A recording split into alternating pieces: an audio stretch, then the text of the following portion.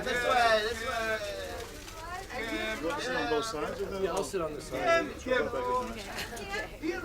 Just over here, please. Over here. Kim, right here. Kim. Together, yes. There's no work here. There's no work over here. On the right, all please. There's no work here, please. There's no work. In the middle. That's Hitchcock here. It's Hitchcock. Please, on the left, on the side, please. Please in the middle. This way, this way, in the middle. This way, here, over here. There's no work. Over here. Here in the middle, please. I want to get that.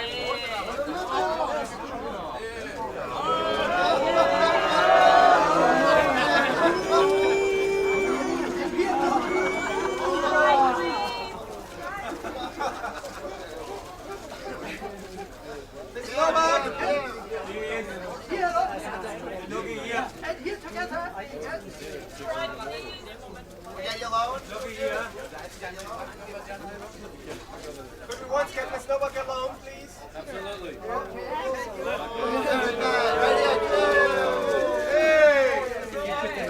Takes his seat, okay? Yeah, right here. Miss Novak here, Miss Novak, no. Right here, right here. Miss Novak, straight ahead, straight ahead. Miss Novak, Miss Novak.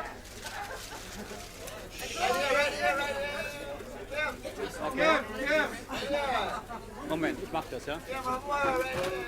Okay, ladies and gentlemen, take it easy now. Would you like to sit down?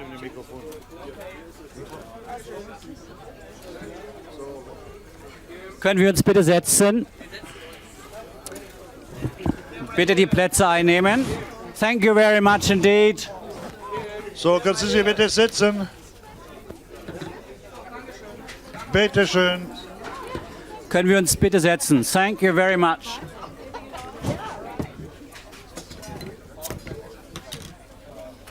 Können wir uns bitte setzen?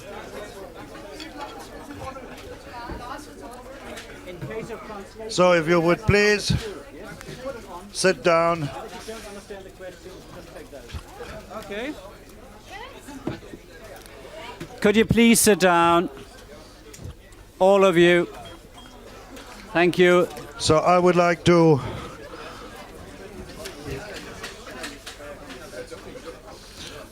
quickly, first of all, welcome Kim Novak.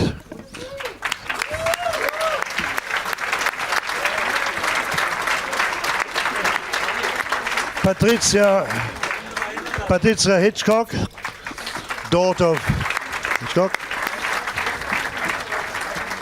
And Jim Katz, who has restored the copy of Vertigo. This press conference will be directed jointly by Mr. Wolfgang Jakobson of the German Film Archive and by Mr. Nasr. Thank you. The forum is open for your questions. Come on. There's a question here on the right-hand side. If you could stand up, thank you. Yes, please. Hi, Ms. Novak. As I can see, you haven't changed very much since that you are as beautiful and attractive as ever. Could you comment a little bit your encounter with Mr. Hitchcock and how that happened and what sort of person that was, your relation? Thank you. You know, there have been so many stories that I've read. Thank you. Yeah. That I've read and heard about, and this must be a great man to have so many different versions of his story, of his personality. But I personally can only speak on how I feel about it. I found him to be a mystery in himself, for one thing, because he, I never felt like I got to really know who he was. I mean, that's okay, because I don't know that if he really got to know who I was either. But the thing that I really liked so much, from the point of view of feeling good as an actress, was the fact that I was allowed to develop the interpretation of the role Is this louder? Is it louder No, now? no. If the photographers could cool it a bit and get down so we can talk to each other. Thank you. I think that he, as truly great directors do, I think they work individually with different people, and I mean they try to bring out what you have to offer to the part, and I really appreciated that. A lot of people say that he was difficult because he knew what he wanted. I think that's a wonderful thing. He came in there prepared, knowing exactly the image he had, and no, it felt good. It was really a great opportunity, a learning opportunity, and just a thrill to have been a part of knowing that man. We have a question here on the left-hand side. Miss Novak, you were called Soul on Ice. But did the film industry, did Hollywood put also some ice on your soul, making you, for example, let's say, more pragmatic or more cool-blooded or even more commercial? And a very brief second question. Alain Delon has said here in Berlin that it is the journalists and the fans who make from actors and from the ordinary human beings real great stars. What do you agree with that, and what were your relations to journalists and to the press? Thank you very much. That's kind of a broad area there, because there's, naturally individuals like we all are, some that you're compatible with and some that you aren't. But personally, in general, I'd say I had a good relationship with the press. And I think with the people, I think that I always felt somehow that the people that were watching films seemed to know more about me than oftentimes the people I worked closely with, because they seemed to sense who I was, and I really appreciated that.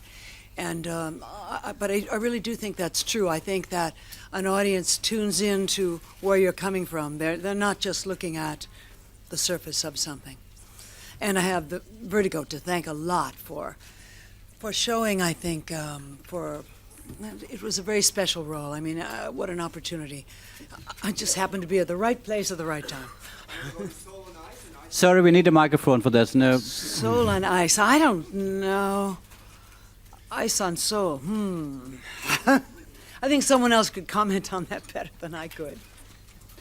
Okay, we have a question. It feels pretty warm inside. We have a question here on the right-hand side. Mrs. Novak, my name is Marco Repetian, editor of the Spirit magazine. Shooting the picture of human bondage might have been very difficult, but personally I think your performance is outstanding. Could you tell me something about the work on set, especially your relationship to Lawrence Harvey? I must say that Larry Harvey and I didn't really get on terribly well, to be honest, and that's terrible to say after someone's no longer here. But it was a testing relationship, trying. But in looking back, I think it's the tests in life that are the things we grow from the most. And so I have to thank him very much for part of my growth. We have a question here on the right-hand side, far end. If you could stand up, thank you. Ms. Novak, the retrospective is only a selection of your work. I was wondering if there's anything that you actually felt isn't included in it that you're particularly proud of, and I mean, what you feel, which film is the one that you are most proud of? Well, not just because Vertigo is being shown right now, but it is. From the very moment I read that script, I just adored it, because it had all the multi-layers that intrigue me and that I like to get involved in. I mean, it was something, it just had so much more depth to it, especially at that time. There were not, most of the scripts were kind of glossy. It seemed superficial to a large degree, and I loved the fact that I had a lot of challenges and obstacles in that film. We had a question here on the right-hand side. You could raise your hand. There's the one. I don't mean to hog there. I'm so sorry. What do you feel now if you see the old films, like tonight, maybe Vertigo? I think you've seen it on TV maybe sometimes. What do I think of it? What do you feel? What do I feel? I feel all of the same things. It's amazing. When I saw the version that John and Bob did, it's so amazing because it's more real. Jim and Bob, I'm sorry. It's more real. Oh, God. It's more real to me than it was when it was happening. I mean, it brought it all back, all those raw emotions and all the pain and the feelings back. I just think it's more incredible now than it was before. And a lot of that has to do, I think, with the score has just been enhanced so incredibly. And the colors are so real. I never saw the film originally look as much as it did the way it really was. When you look out at the green, the Legion of Legion of Honor. I'll say Legion of Merit. It was more real, more exciting. And I think maybe it's also because of the fact that the film is more relevant and more alive today somehow than it was then. I think that you brought that out a lot. I really do, Jim. I mean, he and his partner just did an amazing job. They just were incredible. Maybe you could send out some words about the restoration work, especially the question, where does restoration ends and recreation begins? I think that's a question discussed in this work you did together with Richard Harris. The thing is, when you do a film like Vertigo, you obviously have to be true to the spirit of the film and the people who made the film, and there isn't always the material around to use to achieve this. But we try to use the technology that's available to us today and maintain pretty much what Hitchcock intended at the time. We had a particularly difficult decision to make regarding the score because we found the original recordings, the actual recordings that were made in London and Vienna in 1957-58. And in order to use them, we knew we would have to make adjustments to the dialogue and re-Foley in effect the picture. And this was a decision that we didn't make on our own. We called many of the critics who've written about Vertigo over the years. We spoke to many of the people who were on the film, and we decided to do that. And as a result, the score is playing slightly louder than it would have originally, but at the same time, the alternative is to listen to a 1958 mono track with a lot of hisses and pops in it, and it would have, I think, detracted from the work we were doing on the negative as opposed to enhancing it, as hopefully we have done. We have a question in the middle section. If you could stand up, thank you. One thing I'd like to find out, I think one of the geniuses of Alfred Hitchcock was the fact that he was able to stimulate the viewer's imagination. You would, when it came to violence in particular, you would never see the violence, you would hear it, and it would be even more intense. I'd like to get both of your points of view about today's films and what's happening in terms of violence in movies and your opinions, and a little bit of insight maybe from Patricia about the way Alfred used to approach his movie making in this way. Well, I think what he set out to do, and it's a very, very simple thing, he set out to make a good movie. And it's as simple as that. He treated the actors and he treated them as people, and to bring out the color in the characters. But he literally, it's as simple as that. He wanted to make a good movie. Okay, we have. I don't think it's quite as simple as that. Not quite, Pat. Okay, we have a question on the left-hand side. Madame Kim Novak, pardon, je vais m'exprimer en français, je m'excuse. En français, oui. Oh no. Oh, take the headphones. Would you like to have them? To listen to the question?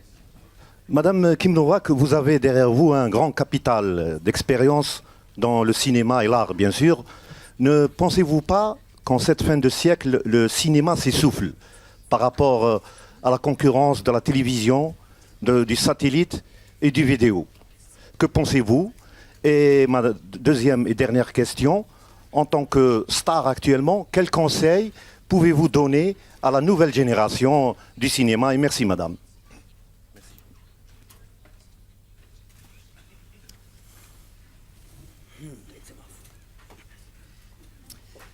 Well, I think there was a lot at that time that was different. It was so different, but there was a lot that it had to offer. It was very disciplined then. I mean, it had to be because the lights were set and everything. It had to be more disciplined. It's certainly much freer today. I think there's the good and the bad of the both times. I mean, I think what I do like about today is it's so much more liberal. It's so much more free in the expression. On the other hand, it's unfortunate sometimes that there isn't enough time to devote to really working out the problems and how to set it up to get an audience to respond. It's hard to say. I mean, it's hard to judge it whether if it's better or worse. I just think it's different, just different. But it's great to be able to see the difference, be aware of it. We have a question here on the... Could I say one thing on the second part of that question about how video is affecting the film industry today? Obviously, it drives a lot of the industry on the new films, but this is one of the things that motivated Bob and I to get into restoring negatives on films, particularly large format films, because what's been happening is this myth of video restoration has come into being, and what it is doing is putting the great films at tremendous risk. They're taking original negatives and putting them through telecine machines with no protection, and as a result of that, the films are being split and negative is being damaged, and yet the videos and the laser discs are being produced. What we're trying to do is make new negative out of the old remaining negative and color separations so that the films can be shown in perpetuity on the big screen in the way they were meant to be seen. And we see this because generation after generation will come to the theater to see films that they've seen many, many times on television. So hopefully, Bob and I have just done maybe 4 or 5 films over 12 years, a drop in the bucket, mainly large format films. And we try to get this message out to studios where executives today are just really guardians of the films. They are watching the films the same as a museum watches the paintings during their lifetime. The studio executives are watching the films, and it's their responsibility to keep these films in good condition, as much as it is for a museum to keep paintings in good condition over the years that they are the custodians of the art. We have a question here on the left-hand side, far end. It's a question for Miss Kim Novak. I'm sorry I wasn't there at the beginning of the press conference, so maybe you would already answer to the question. Grace to the Resurrection of Vertigo, we can see its real color, especially the red, the green color, the color of death, especially your character. Were you conscious on the set? Did Mr. Hitchcock told you about that you could be possibly a dead character from the beginning to the end of the movie? I missed just the very ending of that. Were you conscious on the set? Did Mr. Hitchcock told you about that you could possibly be a dead character from the beginning to the end of the movie? Dead character. Dead character. A dead character because of the color of which you were. Oh no, no, I was not aware of that at all. I was aware of the use of green and all of the imagery that he was getting with that, but there again, they did the most incredible job of getting across. You know, back when they released it the first time, I don't think they had it nearly as right, as much as what Alfred Hitchcock was wanting it to be. And I think they've been true. I don't know what kind of contact you had to be able to follow it so honestly to his intent. But it's just a wonderful effect. No, I was quite surprised myself. I did not know that. It was wonderful. It was something we were very conscious of. The colors that we were trying to bring back, that we had spoken to people about, and we obviously had read a lot about the color, the importance of color in the picture. But we were constantly confronted with choices, and we had to decide, do we go for color or do we go for sharpness in some scenes, and we couldn't achieve both. And many times when it was a significant point that Hitchcock was making, we sacrificed the sharpness to get the vividness of the color. We have a question here on the right-hand side. Hello. I would like to know if you could give us some example how your work was with Mr. Hitchcock. Was some specific, perhaps about Vertigo, how he used your talent, your way of acting and so on? Well, when I first began working with him, I was feeling very insecure, and I would go to his office all the time and knock on the door and say, Mr. Hitchcock, please, I'd really like to discuss the role with you. I mean, what is it? What would you like? You know, and he said, I hired you, my dear, to play the part. You worry about that. And at first I saw that it made me feel very insecure, and I thought, oh my goodness, now. And then I realized what an incredible opportunity this was to really justify what he was wanting me to do, and to back it up with my own life experiences that I had. And I found that playing the role of Madeline and of Judy had so much to do with what was going on in my life at the time, with being under contract at the studio. And so I was able to use a lot of that, and I think it's wonderful the way he allowed you to arrive at it. He'd set it up for you and then have it work for you. Just like even the thing about wearing the black shoes, that was quite an issue at the time. And so I went in to Edith Head, and she said, now, these are the costumes that are going to be, and this is what you're wearing. And I said, oh, I'm sorry, but I just have a thing about wearing black shoes. It really bothers me. She said, well, I think you better bring that up with Mr. Hitchcock.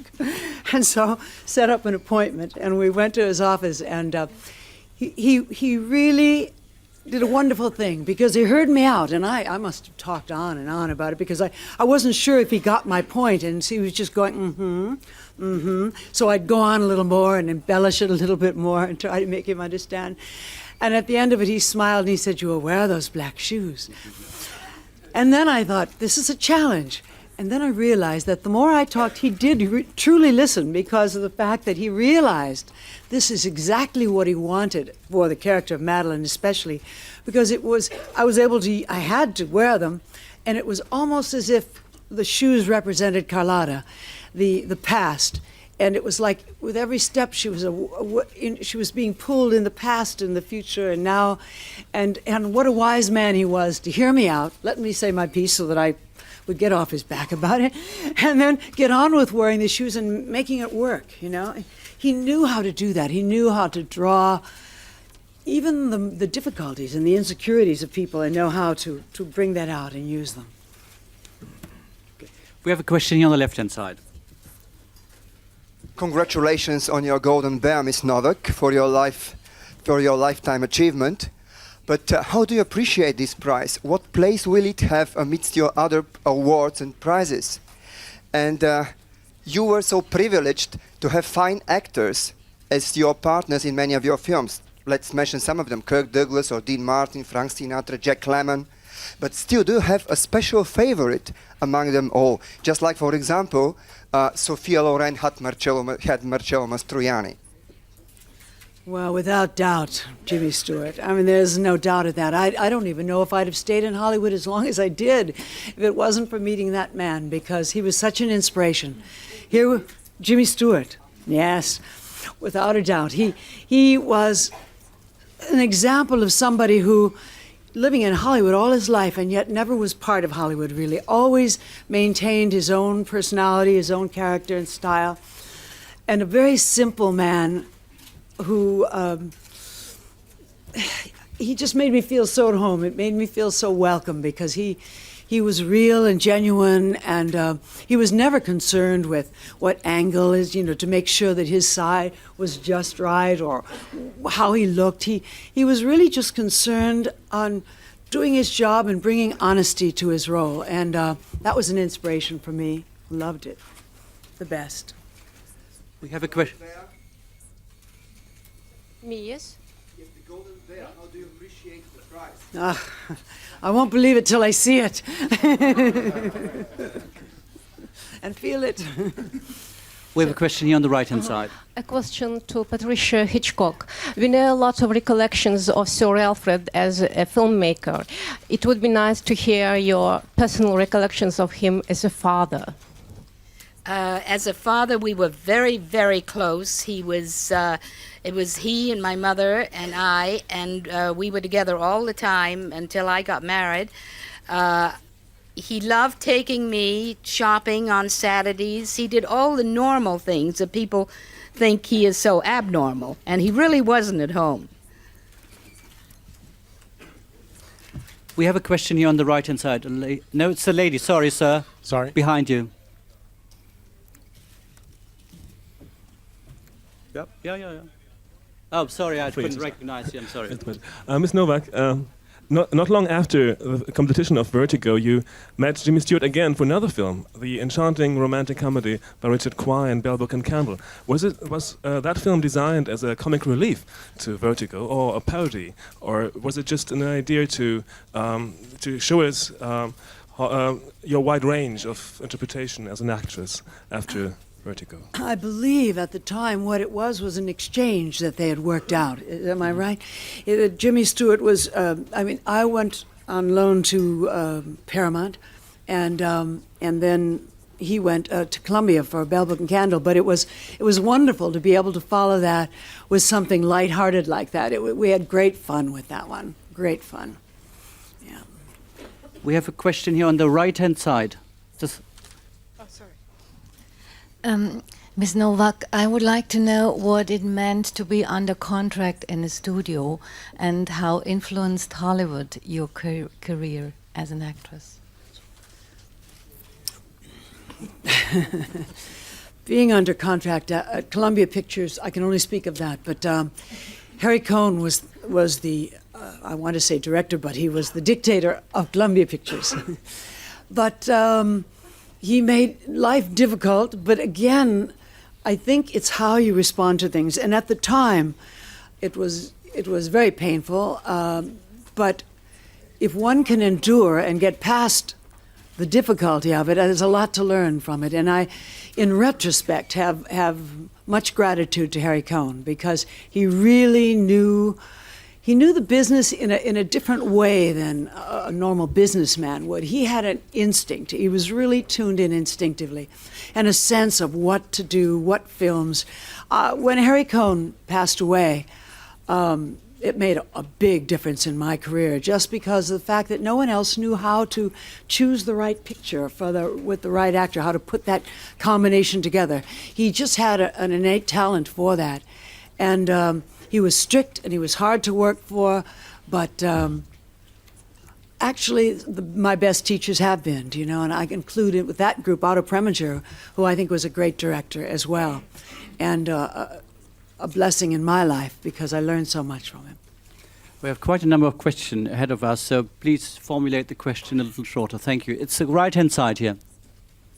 Ms. Novak, I know this is a Vertigo fest, but I feel in that film you're a magnificent icon, but I cannot believe that you were nothing but manipulated at every sense of the word, whereas I prefer you as a personality in a film, Kiss Me Stupid, where you bring some flesh and blood to it. And did you have any qualms about that role? I had lots of qualms about that role, because before that, I remember Otto Preminger telling me, he was always a good friend to me, and he advised me, he said, no, never accept a role until you've read the script. Make sure you don't agree to do that. Well, when it came to Billy Wilder, I was so excited to have the opportunity to work with such a genius. And he said, you've got to trust me on this one. I don't have a script ready yet, but I want you to trust me that it'll be good, Well, when I read it, I somehow felt that this was going to be a problem. I felt that if I was true to the character and played it as Polly the Pistol, that people would think at that time, and I didn't want to get set, mind you, locked into a role of just a sort of sex symbol and all, but, and I thought if I do it right, they will think that's me. And if I don't go along with it, then they're like, well, you can't act anyway, you know. So it was sort of a really difficult choice, and I had a hard time. But I remembered going to work before I started even the movie, I had legal pads, and I would write on the legal pad, I love Polly the Pistol, I love this movie, I love Billy Wilder. And I really got into it, and I really felt like I was Polly the Pistol. In fact, it ruined a good relationship I was in at the time, because I was so convinced I was Polly the Pistol that my rhythm, my whole feeling of life was so different. My attitude, you know, and I took a look at this person I was involved with and could not see what on earth I had interest in this man. And that's how dangerous it is sometimes to play a role in Hollywood or anywhere. But it was not well received. I don't know how it's thought of now particularly, but I did do my best to be Polly the Pistol. For better or worse, I was committed, and I stand by it. I'm part Polly. Question That's here. my middle Right. name is. Two short questions. My first question goes to Patricia. Your father was passionate about cinema, but he had another passion, which was food. Could you comment on that? He was a good eater. And the All of second, sorry, I say the second question is to Miss Novak. If I may ask what you do now, how a star like yourself fills up her days. Thank you. Yes, he was passionate about food to a great extent. If he loved something, he would go to the ends of the earth to get it, which he did. He used to have Dover sole flown over from England, and then my mother and I would stand over the sink and skin the Dover sole before it went in the freezer. And there were certain foods that he loved. Now, there's also certain things he didn't love, and that was a ketchup bottle. If he ever saw a ketchup bottle on a table, God help you. Perhaps it reminded him too much of all the blood in the movies. My life today is really very full and very rich and very rewarding. I feel sometimes I'm not sure I made the right decision, but for the most part I feel I have, because I think that if you sit around and wait for the right role to come, you don't grow. You're sort of in a static place, and you're not changing, you're not learning new things and experiencing new things. I have to put a lot of faith in fate and in God, in feeling that if something is right, it'll be there. And what your job to do is just to keep learning, just to keep growing, experiencing life, because whatever it is you're going to do, you'll have more to offer that way. I mean, I don't know what I'd have to say if I had nothing to do but just wait around for something in Hollywood. And to tell you the truth, I did get very frustrated. I felt that the roles became very static and all pretty much the same, and I didn't feel I had anything more to offer, really, or that was desired or appreciated. And so my life is evolving all the time, and my life right now, I suddenly have, not suddenly really, I guess I've always seen my way to it, but I have a great interest in wildlife. I suppose it's because of the fact that I believe in acting in the same way, really, that I like being in tune with instincts rather than learned responses. And so I've kind of been making a study of natural responses and the use of instinct in animals, and wild animals in particular. And so my life is very rich and full in that. I'm learning all the time. And we just found a wounded bald eagle, would you believe? I'm so excited about it. And my husband, being a veterinarian, has been able to work on the animal, work with him, and I've been able to do a very intimate study, photographic study, as well as really forming a connection with this wonderful, wonderful creature that has come into our lives, and as soon as he is healed and well, will be leaving again, but he lives right nearby. I watched him the day he was born. I was photographing him in the nest. In fact, the day that he got injured, he flew down the stream, and it looked like he was flying a little bit out of kilter there, a little bit too wild. And sure enough, we took a walk down to the river and he crashed into a tree. And anyway, that's a whole other movie practically. But anyway, it's an adventure. I guess that's all I could say. My life is a very exciting adventure. We have a question here in the middle section. I'd love to hear something about your last work, and maybe you would tell us what your wishes are for the future. With the first word, the work, lab work. Oh, the last film. It was a while back. What my thought was always, when I left Hollywood, I never really left it. What I did is, as I said, I just wanted to keep growing and experiencing. And so when I left, I kept doing whatever I was doing, and every now and then I would read something in the paper like, I wonder whatever happened to Kim Novak. Is she dead? Is she still alive? You know, and I think, wait a minute, time to make it known that I'm still around. And so once in a while, I would do a film. Not necessarily that I thought it was the vehicle that one always waits for, thinking they're going to find the proper thing, and it's going to be just great. But every now and then, just to do something, just for the experience, for let people know I'm still alive, whatever. And so I've done movies like that on occasion. My last movie, though, Lieberstrom, as a matter of fact, it was a movie that I got very emotionally involved with. I truly, I felt I had something really to bring to the character. It was a different script that I read than that finally came out. And anyway, it was a disappointment to me in a way. I was a great opportunity. I think he's a fine director, Mike Figgis. But we did not have the same understanding about it, and so it was a disappointment for me. But and when something like that happens, then I pull away again, and but I'll just follow the path as it leads. We have a question here on the right-hand side.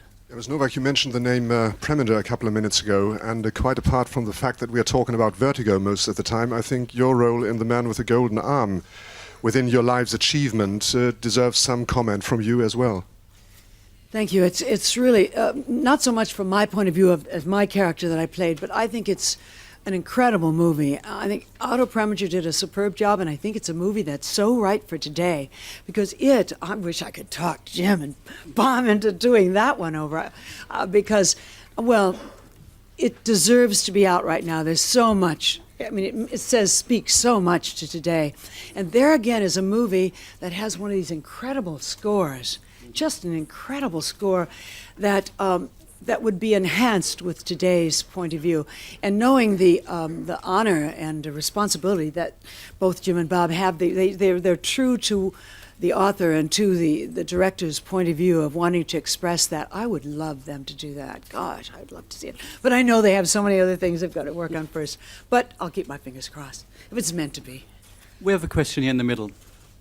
Ms. Novak, you mentioned that you got very frustrated in Hollywood at the end. I wanted to know, was it your own free decision to withdraw? Very definitely. But I shouldn't say that completely. I'll give God a lot of credit for that, because I was given lots of subtle hints right along, that it just was not right at this time. But it's always so difficult, and I knew I wanted to leave at that point, but it's so difficult. It actually came down to the basic thing of how do you leave? What do you take with you? What's important? What isn't? And God made it very apparent one day when, after a number of other things didn't get to me, finally had a mudslide come and take my house down the hillside. I mean, how much more plainly can you say it? It's time to leave, And so it made me realize what was important and what wasn't, because I didn't bother to go for the gowns and the furs and the jewels and all of those things, which I had at that time and accumulated. But I went for my poetry that I had written, paintings that I had done, things that were pictures, photographs, family. and I realized what was important to me was myself, in a way, that I needed to bring with me who I was and to pursue that and to do that. And that who I was not all the costumes and glamorous clothes. We have a question here in the middle section, slightly on the left-hand side. If you could please stand up so we see you. Thank you. I congratulate you on your achievements, but I would like to know, you have full of enthusiasm talking about your good old days, but still it confuses me that did you at any time of your life after leaving Hollywood had any kind of regrets leaving Hollywood? Many times, really. Many times, but because of the fact that I wondered if I did the right thing, in the sense that I felt unfulfilled. I felt that I didn't meet my potential, and for that I felt very bad. You know, I felt like maybe I should have stuck it out and just kept pushing harder, trying harder to accomplish something that I could really feel proud of. That's why I think this award that I'm going to get tonight means so much to me. And why, I mean, if it hadn't been for you all doing this film over again, I would have never known. I was just always feeling so guilty, really, feeling guilty to God that why did I let you down somehow? Did I not meet my potential and all? And somehow, when this movie came out again, and I usually don't like to make public appearances, I'm very seldom do anything like this, and I came out and I realized in a way it was like God saying to me that it's all right, you don't have to feel guilty or feel bad. You have touched people's lives, because I've always felt the need to do that. I felt like I had something to communicate that I wanted to get across, and the response of this film coming out again has meant so much, because I realize in it that I have meant something. Do you know that? And I feel so good about it because it's a completion. It's like making a complete circle, and I have something that I can feel finished and complete about now. And it doesn't mean that I won't at times feel a bit of guilt and things like that again, but I feel good about it right now, and I'm so proud of Vertigo, and I'm so grateful that this daughter had that father and that you came together in this whole thing. Anyway, it was meant to be a destiny, and I feel sure good and lucky in my lifetime to have experienced that. Another question on the right-hand side. Mr. Dorsey from Turkey. I have a question for Mrs. Hitchcock. There was a time where you were an actress. We never forget your small but very efficient role in your father's film Strangers on a Train. Then what happened? Why did you quit? Didn't Mr. Hitchcock propose you any more interesting roles, or what? I wish he had. Unfortunately, he didn't believe in nepotism. No, I did a lot after Strangers on a Train. I did a lot of live television and a lot of shows that way. And then I had a family. I had 3 daughters, and I just made the choice that I had proven myself, to my family, and I really wanted to be with my family, and that was it. We have a question here, far end, right-hand side. You've mentioned some of the directors you worked with, but are there any others who were a big influence on your career and on your work? Richard Quine, I think, was probably the biggest influence. He worked on my very first screen test and gave me the courage to get out there, and it was a strong influence, because he said, don't try to act, just try to bring your honesty to whatever it is you're saying and doing. And that felt so good, because at first, naturally, you think, oh, you're supposed to be an actress. Act, I don't know what it is to act, you know. But he was so helpful in reassuring me that it was the right approach, and it was, indeed. I mean, after all, being honest is what it is about. And so he helped me, I think, probably the most. Again, there's a question here on the left-hand side. Mrs. Novak, you were talking a lot about God during this news conference. Is it a result of your profound learning after you quit Hollywood, or you were raised in a religious family and it lies with the family? I was raised with a religious family in a way, but it wasn't really that. I actually had a spiritual experience when I was very young, of when God appeared to me, and it's difficult to talk about something like that because it sounds strange, but I made a promise to God that I would devote my life to trying to do His bidding. There was something I was supposed to do, and that's why I felt so much guilt and all, thinking, oh my gosh, I was a quitter. You know, I left and I didn't fulfill. But anyway, I'm not really strongly religious, but I am very spiritual, and I still do have a strong belief. And it's part of what gets me through bad times when there are, is the fact that whatever happens, it's the path that's there, and that's part of what makes an adventure exciting, because it's like, I never know what it is. I just know that more will be revealed. And I do feel somehow that I am meant to communicate in the medium of communication, but who knows how, maybe with my ego. There was a question here on the left-hand side somewhere. Okay, it's gone. We have a question then here on the right-hand side. There, yep. It's to Mr. Katz, and is if you could describe, please, how the restoration works and how long did they took, and what were the difficult points apart of the soundtrack? Well, to do a restoration these days, you know, you have to prove, first of all, you have to see if the materials are there to work with. On Vertigo, we had very little to work with. We had no three-stripe mag tracks. We had a very damaged negative that was in poor condition because of being exposed to heat. We had a lot of technical problems that we had to overcome, which we do by trial and error. We tried different things. We added gamma to yellow layers on color separations. We did everything photochemically. We didn't use any digital help on the film, number one, because it's very expensive, and number two, we try to stay true to the process. As far as there's definitely an economic side to this. You've got to go to the studios and say that you will be able to make some money doing this. I think that the fact that you're all here to see Kim and to see the film, hopefully, is support for that. I think the success of Star Wars coming out again is another bit of support that we get. And as long as we can prove through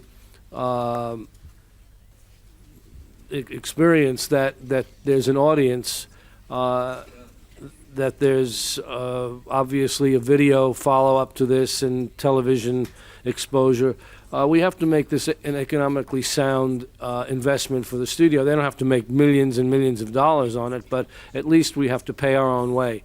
As far as the soundtrack was concerned, we found the original floor recordings. As I said before, this is the only score that Bernard Herrmann wrote that he didn't conduct, and that was because of a musician strike in Los Angeles in 1958.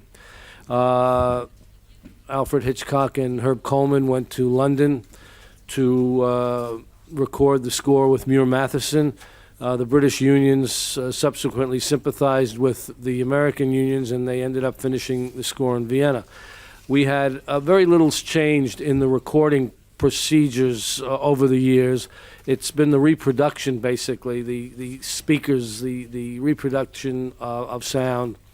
And with that in mind, we were confronted with a major decision. We had to decide whether or not we would use these tracks, and if we did, we would obviously have to digitize the dialogue tracks, which meant that we would then lose the top and bottom, which is the Foley and the effects, and we would have to redo the effects and Foley on the film, which we decided to do. As a result of that, we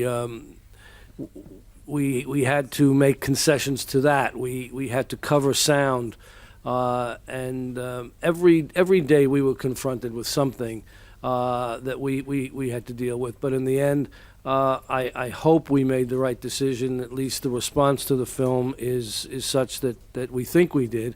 But at the same time, you know, we don't like to mess with the pictures. All I can say is that the fact that you're here, the fact that you've come out to see it, the fact that audiences have come out to see it, is just making this available on the big screen to generations,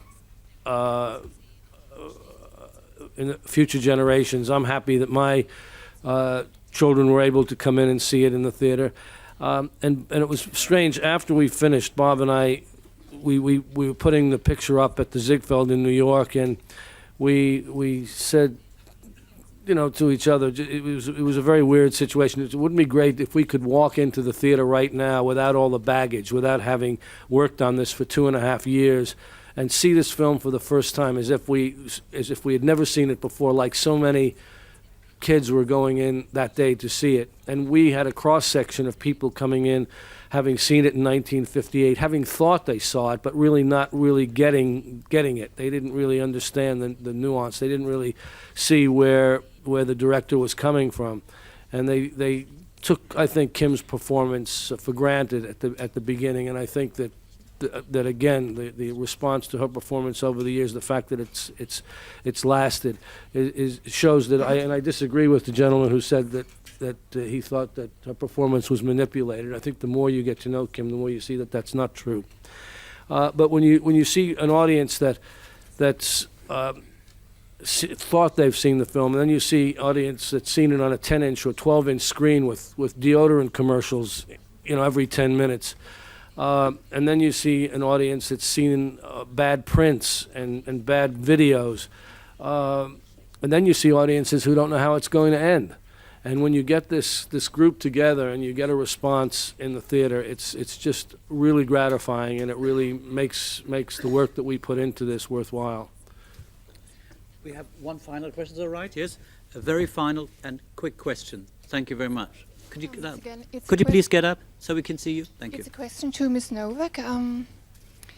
It's again about Richard Kwan, whom you did 4 movies with.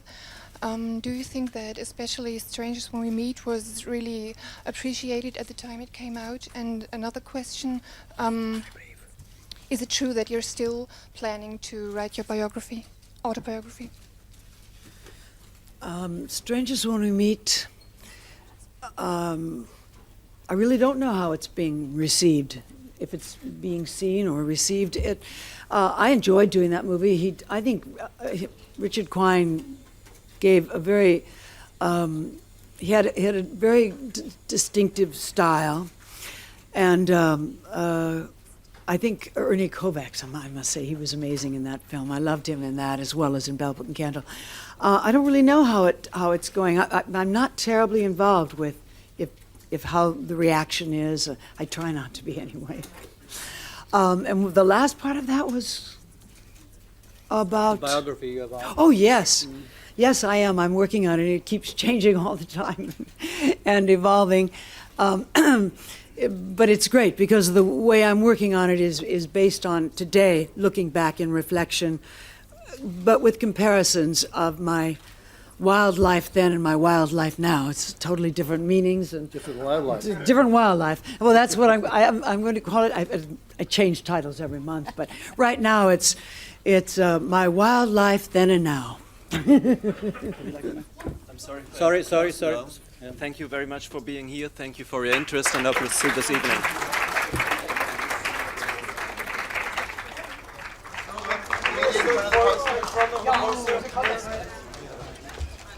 Between the posters, between the theater poster and the headshot, Kim. Kim, a little over to your left, between the two. Between the two. You're too far away from here.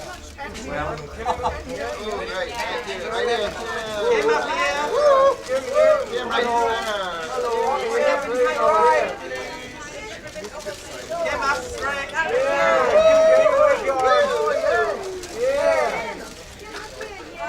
Kim.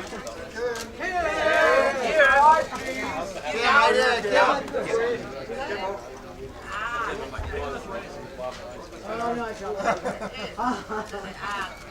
No, did I leave any?